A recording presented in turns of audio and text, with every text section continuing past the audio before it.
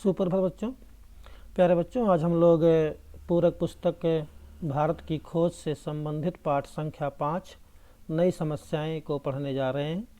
नई समस्याएं शीर्षक के तहत हम एक एक बिंदुओं का अध्ययन करेंगे। चलिए शुरू करते हैं। पहला उपशीर्षक आप देख रहे हैं, अरब और मंगोल। जब हर्ष उत्तर भारत में एक शक्तिशाली साम्राज्य के शासक थे और विद्वान चीनी यात्री हुआनत्सांग नालंदा में अध्ययन कर रहे थे, उसी समय अरब में इस्लाम अपना रूप ग्रहण कर रहा था। भारत के मध्य भाग तक पहुंचने में इसे लगभग 600 वर्ष लग गए और जब उसने राजनीतिक विजय के साथ भारत में प्रवेश किया तब वह बहुत बदल चुका था और उसके नेता दूसरे लोग थे। अरब वाले भारत के उत्तर पश्चिमी छोर तक पहुंचकर वहीं रुक गए। अरब सभ्यता का क्रमशः पतन हुआ और मध्य तथा पश्चिमी एशिया में तुर्की जातियां आगे आईं। भारत के सीमावर्ती प्रदेश से यही तुर्क और अफगान इस्लाम को राजनीतिक शक्ति के रूप में भारत लाए। प्यारे बच्चों, हर्ष का यहाँ पर अर्थ यही है हर्षवर्धन, जो कि एक भारत के बहुत बड़े शक्तिशाली साम्राज्य के सम्राट हुआ करते थे और इनके बारे में कहा जाता है बहुत बड़े दानवीर थे। ये अपनी साल भर की जो भी आप एक तरह से कहे जो युद्धों में जीता हुआ राशि होता था, जितना भी इनके पास धन संपदा होता था, उसको एक कुंभ के मेले में या कुंभ के पर्व के अवसर पर सब कुछ दान कर दिया करते थे। इनके ही समय में चीनी यात्री हुएनसांग हम लोग बोलते हैं और यहाँ पर खैर हुआनत्सांग लिखा हुआ है।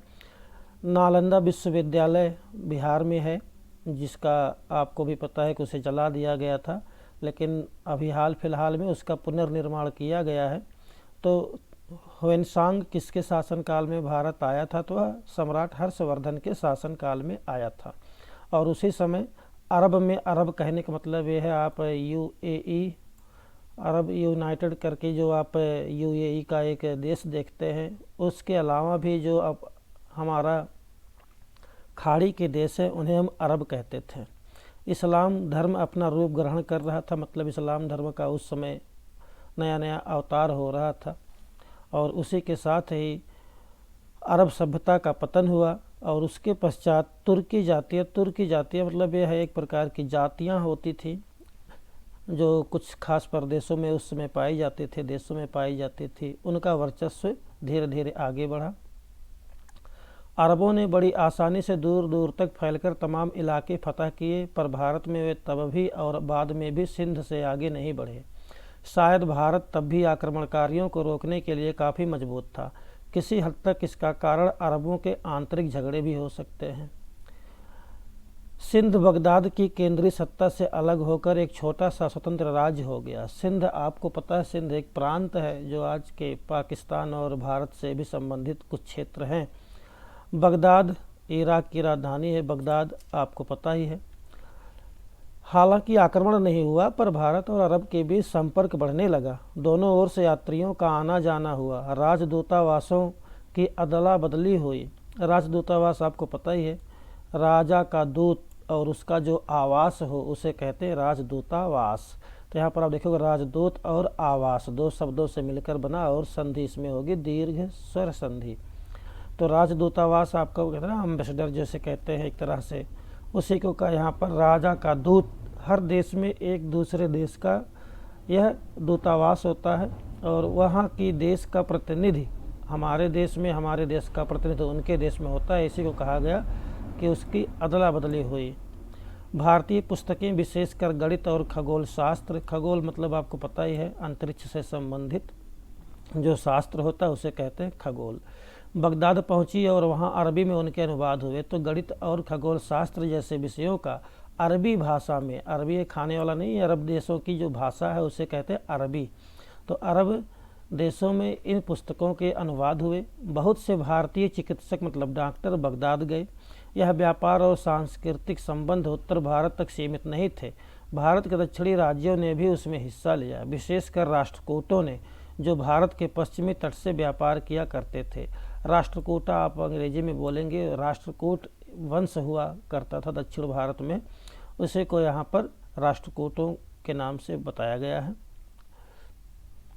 इस लगातार संपर्क के कारण भारतीयों को अनिवार्य रूप से इस नए धर्म के धर्म इस्लाम की जानकारी हो गई। इस नए धर्म को फैलाने के लिए प्रचारक भी आए और उनका स्वागत हुआ। मस्जिदें बनी, ना शासन ने इसका विरोध किया ना जनता ने, ना कोई धार्मिक झगड़े हुए। सब धर्मों का आदर और पूजा के सभी तरीकों के प्रति सहनशीलता का व्यवहार करना भारत की प्राचीन परंपरा थी। अतः राजनीतिक ताकत के रूप में आने से कई शताब्दी पहले इस्लाम भारत में एक धर्म के रूप में आ गया।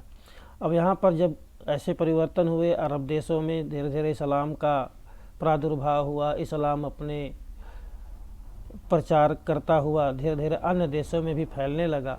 उसका प्रभाव हुआ कि भारत में भी इस तरह का धर्म का आगमन हुआ, लेकिन यहाँ पर किसी ने भी इसका विरोध नहीं किया।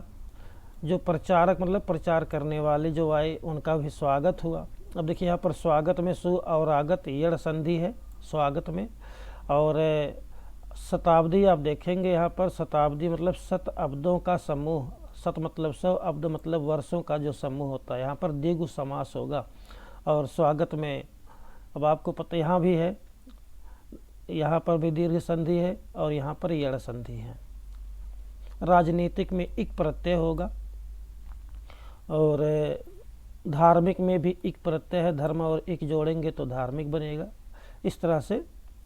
और सहनशीलता में ता प्रत्यय, सहनशील होना मतलब जैसे अब किसी धर्म के प्रति कोई व्यक्ति अगर उसके विचार उसके हाव भाव को देख रहा है, समझ रहा है, उसमें उससे कोई आपत्ति नहीं है तो उसे हम कहते हैं सहनशील। जैसे हिंदू मुस्लिम भाई भाई, तो जो ये भावना हुआ सहनशीलता का ही एक उदाहरण है। अगला हमारा उपशीर्षक है महमूद गजनवी और अफगान। लगभग 300 वर्ष तक भारत पर कोई और आक्रमण नहीं हुआ। 1000 ईस्वी के आसपास अफगानिस्तान के सुल्तान महमूद गजनवी ने भारत पर आक्रमण करने आरंभ किए। महमूद गजनवी गजनी प्रदेश का था, इसलिए इसे गजनवी कहते हैं। तो इसने 1000 ईस्वी के आसपास अफगानिस्तान का यह था, उसने 1000 ईस्वी के आसपास भारत पर आक्रमण करना शुरू किया। महमूद गजनवी तुर्क था। तुर्क एक जातियाँ थी, जैसा कि पहले हमने पढ़ा, जिसने मध्य एशिया में अपनी ताकत बढ़ा ली थी। उसने बड़ी निर्ममता से कई आक्रमण किए जिनमें बहुत खून खराबा हुआ। निर्ममता जिसमें मम ना हो, मम मतलब हृदय, दया, जिसमें इसमें निर उपसर्ग होगा, मम मूल शब्द होगा और ता प्रत्यय होगा, निर्ममता तब बनेगा।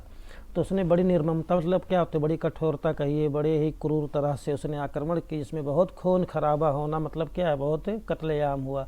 हर बार महमूद अपने साथ बहुत बड़ा खजाना ले गया। हिंदू धूल कणों की तरह चारों तरफ बिखर गए और उनकी याद भर लोगों के मुंह में पुराने किस्से की तरह बाकी रह गई। जो तितर बितर होकर बचे रहे उनके मन में सभी मुसलमानों के प्रति गहरी नफरत पैदा हो गई। पहले जो इस्लाम हमारे यहाँ फैला तो उसका किसी ने विरोध नहीं किया, लेकिन जब महमूद गजनवी ने इस प्रकार से हिंदुओं की निर्ममता से कत्लेआम किया, कहा जाता है कि उसने दिल्ली में मीनार बना दिया, दिल बहुत हिंदुओं का उसने कत्लेआम किया, जिससे क्या हुआ कि मुस्लिम या इस्लाम धर्म के प्रति लोगों में एक नफरत सी पैदा हो गई। तितर बितर होने का अर्थ होता है इधर उधर भाग जाना। अनुमान लगाया जा सकता है कि महमूद ने कितनी तबाही की थी, पर महमूद ने उत्तरी भारत के सिर्फ एक टुकड़े को छुआ और लूटा था जो उसके धावे के रास्ते में पड़ा था। धावे मतलब जब उसने हमला किया, पूरा मध्य पूर्वी और दक्षिणी भारत उससे पूरी तरह बच गया था। महमूद ने पंजाब और सिंध को अपने राज्य में मिला लिया। वह हर धावे के बाद गजनी लौट जाता था। वह कश्मीर पर विजय नहीं पा सका। यह पहाड़ी देश उसे रोकने और मार भगाने में सफल हो गया। कठियावाड़ में सोमनाथ से लौटते हुए राजस्थान के रेगिस्तानी इलाकों में भी उसे भारी हार खानी पड़ी। इस आखिरी धावे के बाद वह फिर नहीं लौटा। पंजाब और सिंध तक का उसने अपने राज्य में मिला लिया और उसके बाद वह हमेशा जैसे हमला करता वापस लौट जाता था।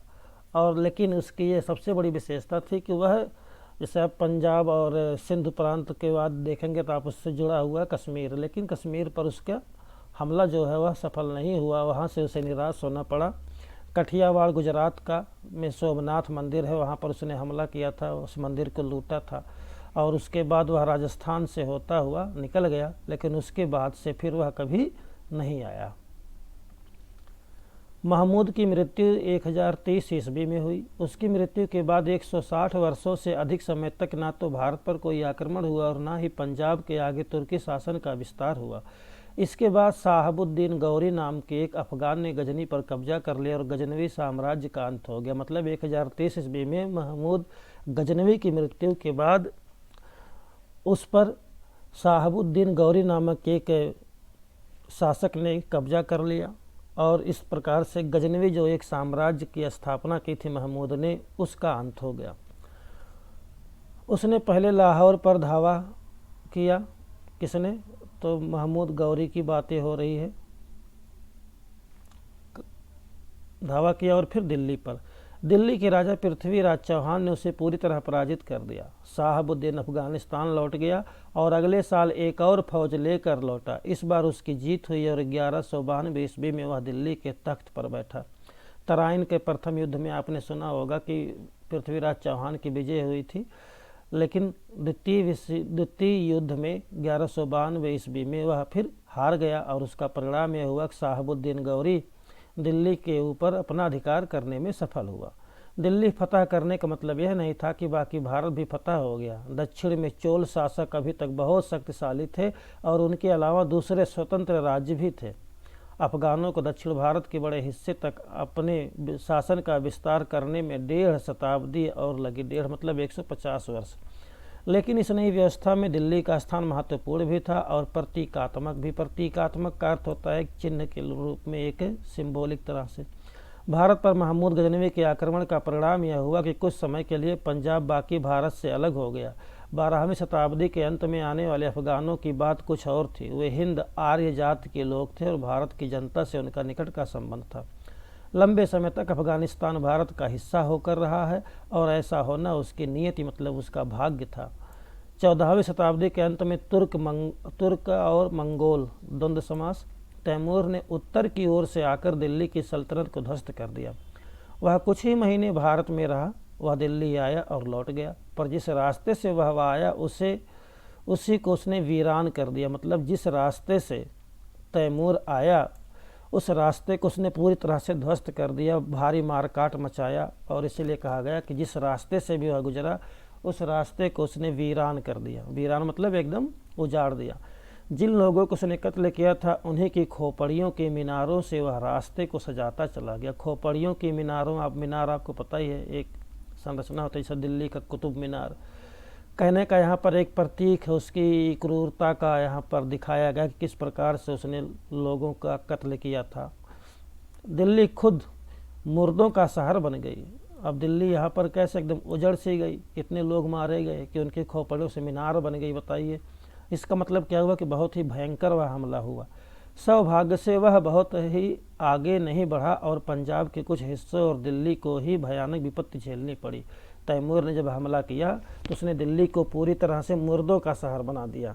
लेकिन यह अच्छी बात रही कि वह केवल दिल्ली और पंजाब के कुछ हिस्सों को ही इसकी भयानक या क्रूरता का सामना करना पड़ा। दिल्ली को मौत की नींद में से उठने में कई वर्ष लग गए। मौत की नींद मतलब वही जब इतने कत्लेआम लगाया तो लोगों में निराशा भर गई होगी, उनमें उत्साह नहीं रहा, तो इसे पर उसको फिर से अपने साम्राज्य को खड़ा करने या फिर दिल्ली को दिल्ली जैसे बनने में बड़े वर्ष बीत गए। जागने पर वह इस विशाल साम्राज्य की राजधानी नहीं रह गई थी। तैमूर के हमले ने साम्राज्य को तोड़ दिया था और उसके खंडहरों पर दक्षिण में कई राज्य उठ खड़े हुए थे। उसके खंडहरों में जब दिल्ली का शासन का उस समय दक्षिण तक आधिपत्य रहा होगा, लेकिन जब दिल्ली कमज़ोर हो गई तो दक्षिण के राज्य अपने अपने हिसाब से सब लोग अपने को स्वतंत्र कर लिए। इससे बहुत पहले 14वीं शताब्दी के आरंभ में 2 बड़े राज्य कायम हुए थे। गुलबर्ग जो बहमनी राज्य के नाम से प्रसिद्ध है और विजयनगर का हिंदू राज्य। मतलब जब दिल्ली का पतन हो गया तब उससे 14वीं शताब्दी के आरंभ में 2 बड़े राज्य बने। एक तो गुलबर्ग जिसे बहमनी राज्य के नाम से जाना जाता है और दूसरा जो था विजयनगर। और ये विजयनगर की विशेषता यह थी कि यह एक हिंदू राज्य था।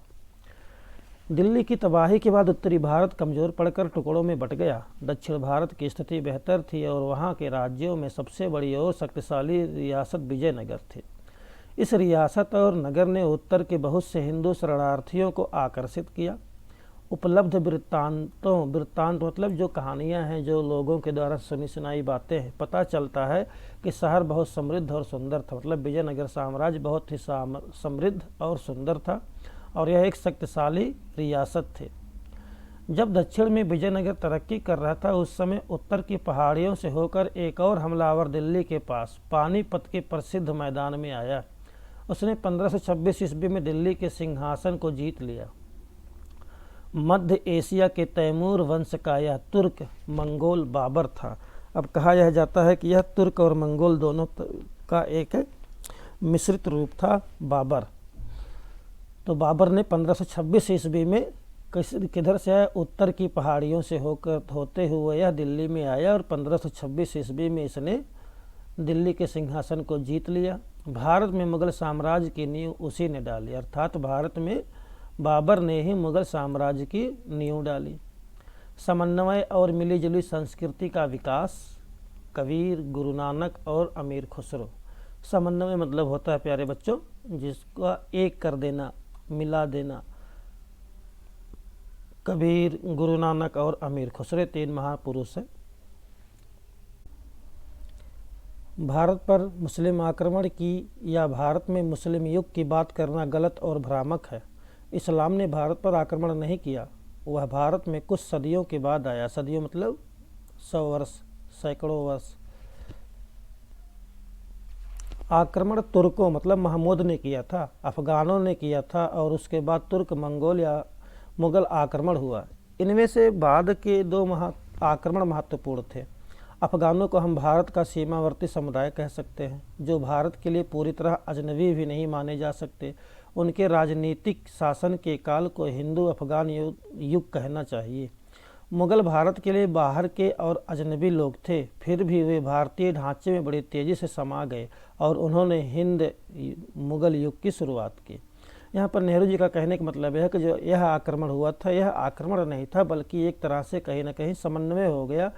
क्या कि जो मुगल अजनबी तो थे लेकिन वह भारतीय ढांचे मतलब हमारी जो भारतीय संस्कृति थी उसमें वह बड़ी तेज़ी से उन लोगों ने उस चीज़ को स्वीकार कर लिया और जिससे ही हिंद और मुगल युग की यह शुरुआत हुई। अफगान शासक और जो लोग उनके साथ आए थे वे भी भारत में समा गए। उनके परिवारों का पूरी तरह भारतीयकरण हो गया। भारत को वे अपना घर और बाकी सारी दुनिया को विदेश मानने लगे। राजनीतिक झगड़ों के बावजूद उन्हें सामान्यतः इसी रूप में स्वीकार कर लिया गया और राजपूत राजाओं में से बहुतों ने उन्हें अपना अधिराज मान लिया। अधिराज मतलब अपना राजा मान लिया। पर कुछ ऐसे राजपूत सरदार थे जिन्होंने उनकी अधीनता अस्वीकार कर दी और भयंकर झगड़े हुए। मतलब जब बाबर आया यहाँ पर तो उसके बहुत से लोगों ने उसका अधीनता मान लिया, उसके अंदर उसके अधीन रह करके काम करना स्वीकार कर लिया। लेकिन कुछ राजपूत ऐसे भी थे जिन्होंने इसकी अधीनता को स्वीकार नहीं किया, जिसमें दिल्ली के प्रसिद्ध सुल्तान फिरोज शाह की माँ हिंदू थी। मतलब दिल्ली के प्रसिद्ध सुल्तान फिरोज शाह की माँ हिंदू थी। इससे पहले आपको पता दिल्ली सल्तनत चल रहा था तो उसमें जो फिरोज शाह तुगलक थे उसकी माता एक हिंदू थी। यही स्थिति गयासुद्दीन तुगलक की थी। अफगानी, तुर्की और हिंदू सामंतों के बीच विवाह होते तो थे पर आमतौर पर नहीं। दक्षिण में गुलबर्ग के मुस्लिम शासक ने विजयनगर की हिंदू राजकुमारी से बहुत धूमधाम से विवाह किया था। गुलबर्ग के मुस्लिम शासक, जो गुलबर्ग हम बहमनी कहते थे, उसके मुस्लिम शासक ने विजयनगर की जो हिंदू राज्य हुआ करता था उसकी राजकुमारी से विवाह किया था। लेकिन यह विवाह आमतौर पर नहीं होता था। इस दौर में कुशल प्रशासन का विकास हुआ और यातायात के साधनों में विशेष रूप से सुधार हुआ। मुख्यतः सैनिक कारणों से सरकार अब और अधिक केंद्रीकृत हो गई। गो कि उसने इस बात का ध्यान रखा कि स्थानीय रीति रिवाजों में हस्तक्षेप न करे। शेर शाह, जिसने मुगल काल के आरंभ में हस्तक्षेप किया था, अफगान शासकों में सबसे योग्य था। अफगान शासकों में शेर शाह सूरी का नाम आप लोगों ने सुना होगा, जिसने हुमायूं को खदेड़ दिया था चौसा के युद्ध में और हुमायूं को अपनी जान बचाना भारी पड़ गया था। वह एक अफगान शासक था। उसने ऐसी मालगुजारी व्यवस्था की नींव डाली जिसका आगे चलकर अकबर ने विकास किया। मालगुजारी होता है एक प्रकार का बच्चों कर होता था जो ज़मीन के बदले लिया जाता था और उसी मालगुजारी प्रथा को अकबर ने भी आगे जारी रखा। अकबर के प्रसिद्ध राजस्व मंत्री, आप कहिए एक प्रकार से जो हमारे राजा का मंत्री जो होता है कि ज़मीन जायदाद से संबंधित, उसे कहते हैं राजस्व और धन ज़मीन और जायदाद, इन लोगों से संबंधित जो मंत्री होते थे, जो कार्य करते थे, उन्हें कहते थे राजस्व मंत्री, जिस आज हमारे यहाँ के वित्त मंत्री होते हैं। टोडरमल की नियुक्ति पहले शेर शाह ने ही की थी। मतलब जो टोडरमल थे उनकी नियुक्ति पहले शेरशाह सूरी ने ही की थी। हिंदुओं की क्षमता का अफगान शासक अधिक से अधिक उपयोग करते गए। अधिकाधिक में देखिए दीर्घ स्वर संधि, अधिक और अधिक दोनों दीर्घ हो जाएंगे, अधिकाधिक उपयोग करते गए। भारत और हिंदू धर्म पर अफगानों की विजय का दोहरा असर पड़ा। दोहरा मतलब दो तरह से। कौन सा? तत्काल प्रभाव यह पड़ा कि लोग अफगान शासन में पड़ने वाले क्षेत्रों से दूर भागकर दक्षिण की ओर चले गए, एक प्रभाव तो ये पड़ा। दूसरा, जो बचे रहे उन्होंने विदेशी तौर तरीकों और प्रभावों से अपने को बचाने के लिए वर्ण व्यवस्था को और कठोर बना दिया। मतलब कुछ तो भाग गए, जो बच गए उन्होंने अपने वर्ण व्यवस्था को और कठोर बना लिया। दूसरी ओर विचारों और जीवन दोनों में इस विदेशी ढंग की ओर धीरे धीरे लोगों का रुझान पैदा होने लगा। परिणामतः समन्वय अपने आप रूप लेने लगा। समन्वय मतलब एक होने का। वास्तुकला की नई शैलियाँ उपजी। वास्तुकला मतलब वही घर बनाने या महल बनाने या मंदिर बनाने की कलाएं। शैलियाँ मतलब बनाने का तरीका। उपजी मतलब शुरुआत हुआ। खाना पहनना बदल गया और जीवन अनेक रूपों में प्रभावित हुआ। यह समन्वय संगीत में विशेष रूप से दिखाई पड़ा। भारत की प्राचीन शास्त्रीय पद्धति का अनुसरण करते हुए उसने कई दिशाओं में विकास किया। शास्त्रीय पद्धति आपको पता है, हमारे यहाँ ऐसे कुचिपुड़ी है, कथक है, ऐसे तमाम नृत्य हैं जो शास्त्रीय संगीत से पर आधारित हैं। फारसी भाषा दरबार की सरकारी भाषा बन गई और फारसी के बहुत से शब्द बोलचाल की भाषा में प्रवेश कर गए। फारस देश की भाषा फारसी, अरब देश की भाषा अरबी आपने देखा। तो जो फारसी भाषा थी वह क्या थी? एक प्रकार से फारसी भाषा मतलब वह दरबार की, मतलब जो काम जैसे हमारे यहाँ आज होता है कोई भी भाषा जिस देश की या प्रदेश की उसकी राज्य की भाषा होगी, राजभाषा जैसे हमारी हिंदी है, ठीक वैसे ही उस समय की जो दरबार की भाषा थी, जो कार्य करने की भाषा थी, वह हमारी थी फारसी भाषा। फारसी के बहुत से शब्द बोलचाल की भाषा में प्रवेश कर गए। इसके साथ ही जन भाषाओं का भी विकास किया गया। भारत में जिन दुर्भाग्यपूर्ण बातों में वृद्धि हुई उनमें एक पर्दा प्रथा थी। पर्दा प्रथा आपको पता ही है। ऐसा क्यों हुआ यह स्पष्ट नहीं है, पर भारत में पर्दा प्रथा का विकास मुगल काल में तब हुआ जब यह हिंदुओं और मुसलमानों दोनों में पद और आदर की निशानी समझा जाने लगा। औरतों को अलग पर्दे में रखने की यह प्रथा उन इलाकों में ऊंचे वर्गों में विशेष रूप से फैली जहां मुसलमानों का प्रभाव सबसे अधिक था, यानी उस मध्य और विशाल पूर्वी प्रदेश में जिसमें दिल्ली, संयुक्त प्रांत, राजपूताना, बिहार और बंगाल आते हैं। संयुक्त प्रांत मतलब उत्तर प्रदेश। तो जो जहाँ पर मुसलमानों का प्रभाव ज़्यादा था वहाँ पर पर्दा प्रथा कहीं ना कहीं सबसे ज़्यादा फैला। लेकिन अजीब बात है कि पंजाब और सरहदी मतलब होता है जो सरहद के करीब के सूबे, मतलब जो प्रांत हैं मुख्यतः मुस्लिम इलाके थे, पर्दे की प्रथा उतनी कड़ी नहीं थी। मतलब कहने का अर्थ यह हुआ कि जो ये दिल्ली, उत्तर प्रदेश, राजपूताना मतलब राजस्थान, बिहार और बंगाल आते हैं वहाँ पर तो था ही। सोचने की बात यह थी कि जो सरहदी थे, सरहदी मतलब जो सरहद से जुड़ते हुए प्रदेश थे, उनमें पर्दा प्रथा उतनी कड़ी नहीं थी। दिल्ली में अफगानों के प्रतिष्ठित होने के साथ, प्रतिष्ठित मतलब सम्मानित होने के साथ, पुराने और नए के बीच एक समन्वय रूप ले रहा था। इनमें से अधिकतर परिवर्तन उच्च वर्गों में अमीर उमराओं में हुआ। उमराव एक प्रकार के लोग हुआ करते थे। इनका असर विशाल जनसमूह पर, विशेषकर देहाती जनता पर नहीं पड़ा। उनकी शुरुआत दरबारी समाज में होती थी और वे शहरी और कस्बों में फैल जाते थे। इस तरह उत्तरी भारत में दिल्ली और संयुक्त प्रांत इसके केंद्र बने, ठीक उसी तरह जैसे ये पुरानी आर्य संस्कृति का केंद्र रहे हैं। पर इस आर्य संस्कृति का एक बड़ा हिस्सा दक्षिण की ओर खिसक गया, जो हिंदू रूढ़िवादिता का गढ़ बन गया। जब तैमूर के हमले से दिल्ली की सल्तनत कमज़ोर हो गई तो जौनपुर, उत्तर प्रदेश में एक स्थान है जौनपुर में, जौनपुर गोमती नदी के किनारे बसा हुआ एक जनपद है, एक डिस्ट्रिक्ट है। एक छोटी सी मुस्लिम रियासत खड़ी हुई। पूरी 15वीं शताब्दी के दौरान यह रियासत कला, संस्कृति और धार्मिक सहिष्णुता का केंद्र रही है। जौनपुर कहा जाता है कि जौना खां के याद में बनवाया गया था, और जौना खां जो था एक वहाँ के जो शासक थे उस समय उनके भाई हुआ करते थे, उनकी याद में जौनपुर नामक शहर को बसाया गया था, जो आज उत्तर प्रदेश का एक जनपद है, एक जिला है, एक डिस्ट्रिक्ट है। विकसित होती हुई आम भाषा हिंदी को यहाँ प्रोत्साहित किया गया और हिंदुओं और मुसलमानों के धर्मों के बीच समन्वय करने का प्रयास भी किया गया। लगभग इसी समय उत्तर में सुदूर मतलब दूर दूर तक कश्मीर में एक स्वतंत्र मुस्लिम शासक जैनुल आबदीन को उसकी सहिष्णुता और संस्कृत के अध्ययन और प्राचीन संस्कृत को प्रोत्साहित करने के कारण बहुत यश मिला, मतलब बहुत ही इसको प्रशंसा मिली। किसके कारण? सहिष्णुता के कारण। सहिष्णुता क्या है? एक धर्म का दूसरा धर्म पालन करे, उसका आदर करे, उसका सम्मान करे, ये सहिष्णुता है। हम हिंदू धर्म के लोग हैं तो हम लोग इस्लाम धर्म के लोगों का सम्मान करें, सहिष्णुता है। इस्लाम धर्म के लोग हिंदू धर्म के अन्य धर्मों को वो सम्मान करें, ये सहिष्णुता है। पूरे भारत में नई उत्तेजना सक्रिय थी। उत्तेजना मतलब कार्य करने का जोश, सक्रिय मतलब एक्टिव थी, और नए विचार लोगों को परेशान कर रहे थे।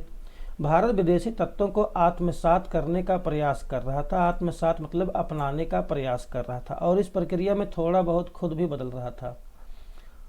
इसी बीच कुछ नए ढंग के सुधारक खड़े हुए जिन्होंने इस समन्वय का जानबूझकर समर्थन किया और अक्सर वर्ण व्यवस्था की निंदा या उपेक्षा की। मतलब इसी समय कुछ लोग समाज को सुधारने वाले भी खड़े हुए जिन्होंने उस समय का वर्ण व्यवस्था मतलब जाति व्यवस्था की निंदा या उपेक्षा की। 15वीं शताब्दी में दक्षिण में रामानंद और उनसे भी अधिक प्रसिद्ध शिष्य कबीर हुए। मतलब कबीर के जो शिष्य गुरु थे वो थे रामानंद, और इनका जन्म क्या है? 15वीं शताब्दी। कबीर की साखियाँ और पद आज भी बहुत लोकप्रिय है। साखियों का अध्ययन हम लोगों ने किया है, और पद आपको पता ही है। उत्तर में गुरु नानक हुए जो सिख धर्म के संस्थापक माने जाते हैं। पूरे हिंदू धर्म पर इन सुधारकों के नए विचारों का प्रभाव पड़ा, और भारत में इस्लाम का स्वरूप भी दूसरे स्थानों पर उसके स्वरूप से किसी हद तक भिन्न हो गया। इस्लाम के एकेश्वरवाद ने हिंदू धर्म को प्रभावित किया, और हिंदुओं के अस्पष्ट बहुदेववाद का प्रभाव भारतीय मुसलमानों पर पड़ा, क्योंकि इस्लाम में एक ही ईश्वर का विचार है, वाद है, विचार है, इसलिए उसे कहते हैं एकेश्वरवाद। और हमारे यहाँ क्या है? 33 कोटि के देवता हैं, तो मतलब हमारे यहाँ बहुत से देवी देवता हैं, और इस पर प्रभाव पड़ा मुसलमानों का, जिनका एक ही ईश्वर की धारणा रही है। इनमें से अधिकतर भारतीय मुसलमान ऐसे थे जिन्होंने धर्म परिवर्तन किया था, और उनका पालन पोषण प्राचीन परंपराओं में हुआ था, और वे अब भी उन्हीं से घिरे थे। उनमें बाहर से आने वालों की संख्या अपेक्षाकृत कम थी। विदेशी तत्वों के भारत में अधिक से अधिक आत्मसात होने का सबसे महत्वपूर्ण संकेत उनके द्वारा देश की आम भाषा का प्रयोग था। गर्चे मतलब फिर भी दरबार की भाषा फारसी बनी रही। आरंभ के लेखकों में सबसे प्रसिद्ध अमीर खुसरो थे। वे तुर्क थे, और उनका परिवार 2 या 3 पीढ़ियों से संयुक्त राज्य में बसा हुआ था। मतलब उत्तर प्रदेश थे हमारे यहाँ। पटियाली एक डिस्ट्रिक्ट है, वह से कहा जाता है। एटा के निकट एक पटियाली नामक स्थान है, वहाँ पर इनका जन्म हुआ ऐसा माना जाता है। वे 14वीं शताब्दी के दौरान कई अफगान सुल्तानों के शासनकाल में रहे। वे फारसी की चोटी के कवि थे। फारसी भाषा के वो बहुत बड़े कवि थे, और उन्हें संस्कृत का भी ज्ञान था। वे महान संगीतकार थे। संगीतकार मतलब संगीत करने वाले थे, और उन्होंने कहा जाता है तबला का भी आविष्कार किया था अमीर खुसरो। इनके गुरु थे निजामुद्दीन औलिया जी, और उन्होंने भारतीय संगीत में कई मौलिक मतलब मूलभूत आविष्कार उद्भावनाएं की थी। कहा जाता है कि भारत के लोकप्रिय तंत्री मतलब बजाने वाले वाद्य सितार का आविष्कार उन्होंने ही किया था। उन्होंने ऐसे कई विषयों पर रचना की जिनमें भारत ने विशेष प्रगति की थी। इनमें धर्म, दर्शन, तर्कशास्त्र। तर्कशास्त्र मतलब ऐसा शास्त्र जो आपको तर्क करने पर विवश करे। भाषा और व्याकरण के अतिरिक्त संगीत, गणित, विज्ञान और आम का फल है। उनकी प्रसिद्धि का आधार उनके लोक प्रचलित गीत है, जिन्हें उन्होंने बोलचाल की सामान्य हिंदी में लिखा था। कहा भी जाता है कि हिंदी खड़ी बोली का प्रथम कवि इन्हें कहा जाता है। हिंदी का प्रथम कवि इन्हें माना जाता है। लोक प्रचलित गीत हैं जिन्हें उन्होंने बोलचाल की सामान्य हिंदी में लिखा था। उन्होंने ग्रामीण जनता से केवल उसकी भाषा ही नहीं ली, बल्कि उनके रीति रिवाज और रहन सहन के ढंग का भी वर्णन किया। उन्होंने विभिन्न ऋतुओं और जीवन के विभिन्न पहलुओं पर गीत लिखे। वे गीत अब भी उत्तर और मध्य भारत के किसी गांव या नगर में सुनाई पड़ सकते हैं। अमीर खुसरो ने अनगिनत पहेलियां भी लिखी। पहेलियां आपको पता है। अपने लंबे जीवन काल में ही खुसरो अपने गीतों और पहेलियों के लिए बहुत प्रसिद्ध हो गए थे। ऐसी कोई और मिसाल नहीं मिलती जहाँ 600 साल पहले लिखे गए गीतों की लोकप्रियता आम जनता के बीच बराबर बनी रही हो और बोलों में बिना परिवर्तन किए वे अब भी उसी तरह गाए जाते हों। प्यारे बच्चों, यहाँ तक का हमने जितना भी पढ़ा, इसमें मुख्य बातें क्या निकल कर के आई इस वाले में? तो पहली बात ये था कि अमीर खुसरो शेख निजामुद्दीन औलिया के शिष्य थे। इनका जन्म उत्तर प्रदेश में हुआ था। सितार का आविष्कार किया था इन्होंने और इनके पहेलियाँ मुकरियाँ बहुत प्रसिद्ध हैं। कबीरदास रामानंद के शिष्य थे। जो रामानंद जी जो थे वो दक्षिण भारत में उनका जन्म हुआ और वह फिर उत्तर भारत की तरफ आगे आए। गुरु नानक उनमें प्रमुख, गुरु नानक भी उस समय उत्तर भारत में बड़े प्रसिद्ध हुए थे। तो इस तरह से देखा जाए तो अमीर खुसरो, गुरु नानक और कबीर जी का वर्णन यहाँ पर किया गया।